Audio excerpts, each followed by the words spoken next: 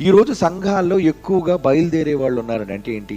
సంఘాలను చీల్చేవారు, సంఘాలను విడగొట్టేవారు. ఇది మనం చూసినప్పుడు బాధ కలుగుతుంది. ఎందుకు సంఘాలు విడిపోతున్నాయి? ఎందుకు సంఘాలు చీలిపోతున్నాయి? అలా చీలిపోకూడదు కదా, అలా విరిగిపోకూడదు కదా.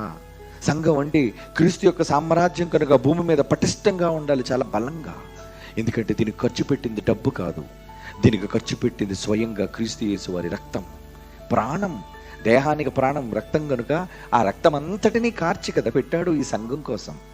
అంత విలువైన ఈ సంఘాన్ని ఏమండి మొక్కలు చేసేవారు, విడగొట్టేవారు సభ్యులలో కొంతమంది ఉంటే, ఇక అధ్యక్షులుగా, ఇంక పైన వచనంలో మనం ఏం చదివామండి?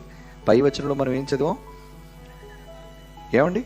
మీ మట్టుకును యావత్తు మందను గూర్చి, మీ మట్టుకును మిమ్మును గూర్చి జాగ్రత్తగా ఉండి అధ్యక్షులుగా అన్నాడు. చూడండి, అంటే దీన్ని నడిపించే నాయకులు కూడా చాలా జాగ్రత్తగా ఉండాలి.